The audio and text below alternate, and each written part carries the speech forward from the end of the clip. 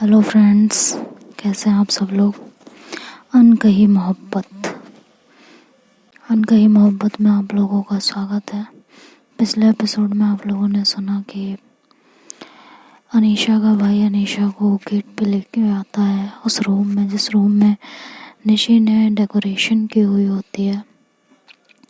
उस रूम में उनको बड़े प्यार से लेके आते हैं और जैसे ही गेट के चौखट पे वो कदम रखते हैं तुरंत निशी इशारा कर देती है वहीं रुकने का। जहाँ उनके मॉम डैड सब पूछते हैं कि क्यों रोका है, पूरी फैमिली वहाँ होती है। निशी कहती है बताते हैं इतनी क्या जल्दी है, सब पता चल जाएगा धीरे धीरे, थोड़ा सा रिलैक्स रहिए, सब कुछ पता चल जाएगा।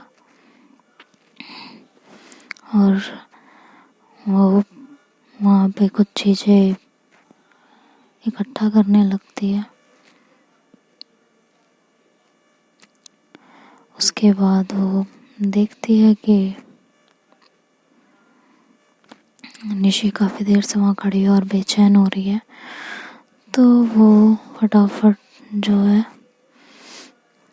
वहाँ खड़े लोगों को बोलती हैं कि आइए ले आइए आंखों की पट्टी, लेकिन पहले खोल दीजिए उसके बाद लेके आइए। तो उनके भाई कहते हैं बट क्यों, तो कहती खोलो तो सही यार, तभी तो मैं बताऊँ ना, खोला तो करो। और ये कह के वो आंखों की पट्टी को खोल देते हैं। जैसे ही आंखों की पट्टी खुलती है तो अनीशा के कदमों के नीचे गुलाब की पंखुड़ियाँ होती हैं, सिर्फ गुलाब की पंखुड़ियाँ। ये देख के अनीशा बहुत खुश हो जाती हैं, बहुत ही ज़्यादा खुश। और उस रूम की तरफ जो उनकी निगाह पड़ती है तो उन्हें और ज़्यादा खुशी मिलने लगती है।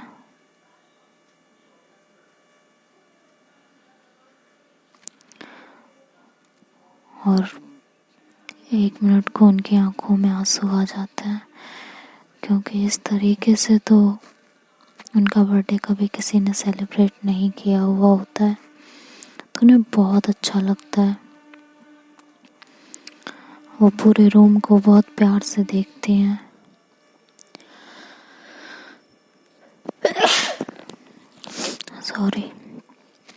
बहुत प्यार से उस रूम को देखते हैं और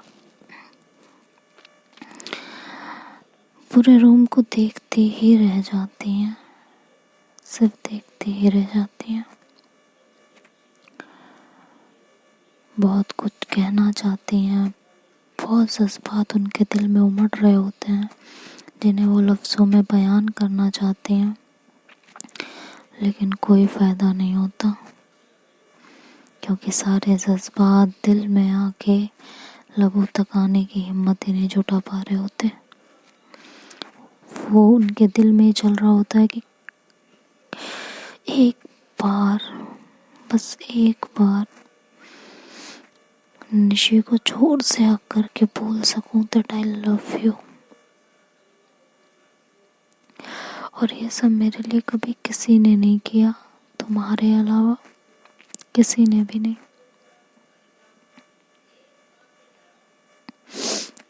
काश मैं ये बोल पाऊं,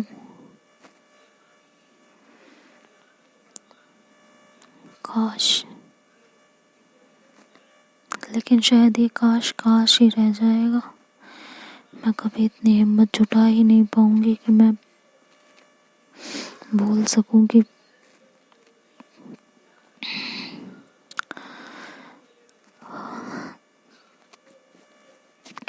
तुमने जो मेरे लिए किया है वो कभी कोई नहीं कर सकता, कोई भी नहीं।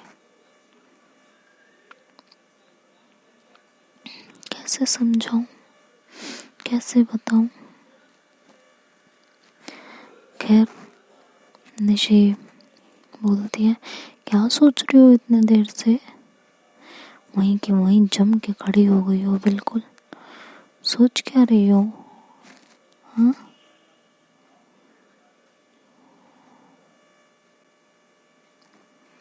हद है यार। मैंने इतना सब कुछ किया तुम्हारे लिए किया और तुम ओके खोई हुई हो। आगे आओ। ऐसे कह के उनको आगे की तरफ बुलाती है।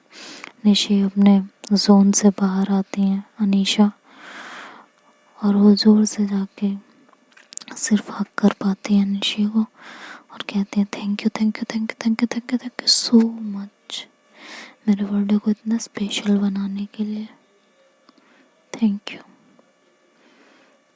निशी बोलती ओफो, ये मैंने अकेले ने नहीं किया, ठीक है तेरे लिए इतना सब कुछ मैं क्यों करूं, मैंने नहीं किया ये सब कुछ।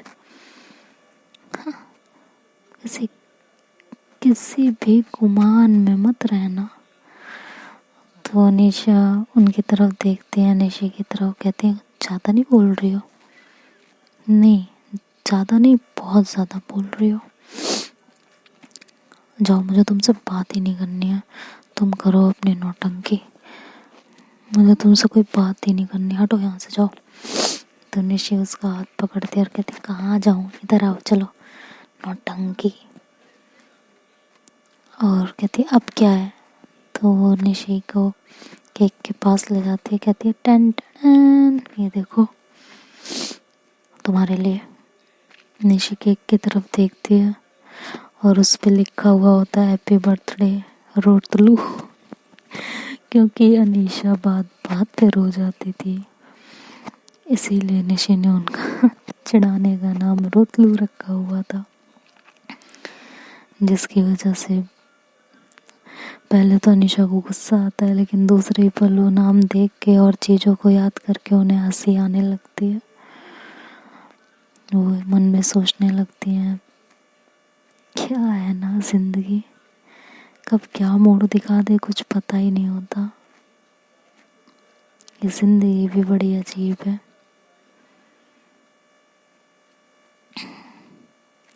ये पल, ये लम्हे, क्या कहा जाए इनको। काश ये सारा लम्हा यहीं ठहर जाए तो जिंदगी कितनी आसान हो जाए ना, लेकिन ऐसा तो कभी होगा नहीं, कभी भी नहीं होगा। अगर ऐसा हो जाता तो चीज़ें कितनी अच्छी हो जाती, है ना।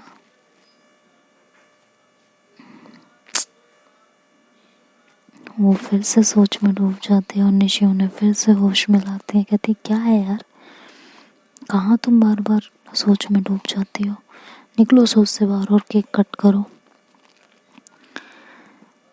तो अनीशा फटाफट केक कट करती है और केक का पहला पीस उठा के वो सीधे निशी की तरफ टर्न करती है और निशी को वो पीस खिला रही होती है, तो सारे घर वाले बहुत शॉक्ड होके वो देख रहे होते हैं, क्योंकि जैसा कि बताया था कि एक छोटे से गांव से होते हैं, तो ये सारी चीज़ें उन लोगों के लिए बहुत मैटर कर रही होती हैं कि घर में सब लोग बड़े बुजुर्ग यहाँ पे मौजूद हैं, उसके बावजूद पहले केक इनको खिलाया जा रहा है। जैसे सुन के, जैसे देख के किसी और को तो शायद बुरा लगे ना लगे, लेकिन जो घर के बड़े बुजुर्ग थे उन्हें ज़रूर इस बात का बुरा लग गया था। खैर उस टाइम किसी ने कुछ नहीं कहा और उस मोमेंट को एंजॉय करने लगे। सबको केक खिलाया गया, केक लगाया गया फेस पे, मतलब एक कहते हैं ना जिस तरह एक बाकायदा पार्टी होती है वैसे ही पार्टी हुई। सब लोग बहुत खुश थे। वो छोटी सी जो एक गलती अनीशा से हुई थी केक खिलाने वाली, उसे भी सब लोग थोड़ी देर में भूल गए थे और सब लोग एंजॉय करने लगे थे। इसी तरह बिना सोए पूरी रात अनीशा और निशी अपने रूम में आके सिर्फ बातों में काट देती हैं। इतनी बातें होती हैं उन दोनों के पास, इतनी बातें हैं कि अगर पूरी जिंदगी दे दी जाए तो शायद कम पड़ जाए। दोनों के दिल में एक अजीब सा तूफान चल रहा होता है, लेकिन दोनों ही उस तूफान को यूं कह लो समझ नहीं पा रहे होते या समझ के इग्नोर कर रहे होते हैं। बहुत सारी चीजें चलती हैं दिमाग के अंदर। उस मोमेंट को वो लोग एंजॉय करने लगे और पूरी रात उन्होंने बातों में काट दी। नेक्स्ट डे मॉर्निंग में ये लोग उठे, ब्रेकफास्ट किया और सबके साथ बैठ के थोड़ी बहुत मस्ती की और उसके बाद शाम होने लगी धीरे धीरे। तो अनीशा ने फटाफट स्कूटी निकाली और अनीशा उस दिन बहुत खुश थी, बहुत ज़्यादा। उनका बर्थडे जो था वो फटाफट निशी को बोला कि चलो बैठो, मैं तुम्हें आज अपनी सिटी दिखाती हूँ। कहते हैं ना, चलो तुम्हें शहर दर्शन कराते हैं, चले। निशी भी खुश हो गई और उसका शहर देखने के लिए वहाँ उसकी स्कूटी पे बैठ गई और निकल गए। अनीशा ने उनको घुमाया, किस स्कूल में पढ़ी थी, कहाँ ट्यूशन लिया था, उनकी चाइल्डहुड फ्रेंड कहाँ रहती थी, सब कुछ उनको वहाँ दिखाया, घुमाया। उनके बचपन का स्कूल, बचपन की फ्रेंड, ट्यूशन क्लासेस, ये सब देख के निशी को बहुत अच्छा लग रहा था। लेकिन क्यों अच्छा लग रहा था, क्यों इतनी खुशी मिल रही थी एक बेस्ट फ्रेंड की इतनी सारी चीज़ें देख के, इस बात से निशी अभी तक अनजान थी। और ये सारी चीज़ें दिखा के अनीशा को एक अजीब सी खुशी मिल रही थी। क्यों मिल रही थी, अनीशा भी इस बात से अनजान थी। देन ये लोग वहाँ से घूमते हैं तो अनीशा ले जाके एक गोलगप्पे की दुकान पे स्कूटी खड़ी कर देती है।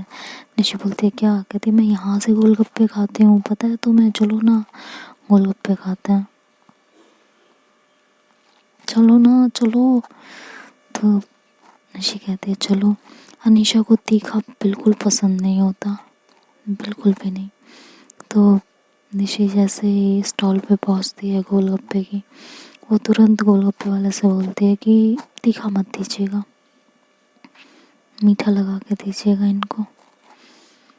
अनीशा ये सुनते एक चेहरे पे मुस्कान आ जाती है उनके, वो खुश हो जाते हैं कि इनको मेरे बारे में इतने अच्छे से पता है।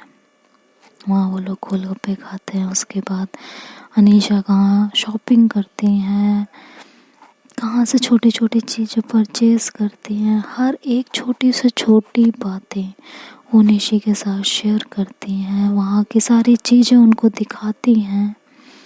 मतलब इन शॉर्ट कि वो अपना बचपन एक बार निशी के साथ फिर से जी चुकी होती हैं, फिर से। कितना अच्छा लगता है ना दोस्तों, जब हम अपने बचपन की चीज़ें अपने सबसे पसंदीदा इंसान के साथ शेयर करते हैं, अपने बचपन के बिताए हुए लम्हों को उनके साथ शेयर करते हैं, कितना अच्छा लगता है ना। वही खुशी इस समय अनीशा को हो रही थी, क्योंकि उसने अपनी बेस्ट फ्रेंड, हालांकि उन्हें उनसे प्यार हो चुका था जो कि अभी तक उन्हें पता नहीं चल रहा था, उनसे शेयर कर रही थी। दोनों ये सारी चीज़ें करके और दोबारा से अपने घर आ जाती हैं। घर पे आते ही रात हो चुकी होती है, तो दोनों फिर से एक बार वो मोमेंट रिप्ले करते हैं और उसके बाद रिप्ले करने के बाद फिर से एक बार केक कटिंग होती है। वहाँ पे केक कट किया जाता है और सबको एक बार फिर से वो मोमेंट जीने का मौका मिल जाता है। वो मोमेंट जीते हैं और उसके बाद सब लोग डिनर करते हैं। डिनर करने के बाद सभी लोग अपने अपने रूम में सोने के लिए आ जाते हैं। तो जैसे ही अनीशा और निशी आते हैं तभी उनकी फैमिली पीछे से वहाँ पहुँच जाती है। तो ये लोग बैठ के वहाँ बातें कर रहे होते हैं सब के सब। और अनीशा इस चीज़ को बहुत गौर से देख रही होती हैं। उन्हें पहली बार ये फील हो रहा होता है कि यार फैमिली ना कंप्लीट हो गई है। This is a complete family. Nishi के आने से ऐसा लग रहा है अब सब कुछ मिल चुका है। आखिर ऐसा क्यों है? ये क्या चल रहा है? तो दोस्तों अब ये देखना है क्या ये लोग अपनी फीलिंग्स को पहचान पाएंगे या नहीं, एक दूसरे से अपने दिल की बात कह पाएंगे या नहीं, ये तो नेक्स्ट पार्ट में पता चलेगा। तब तक के लिए बाय बाय, टेक केयर।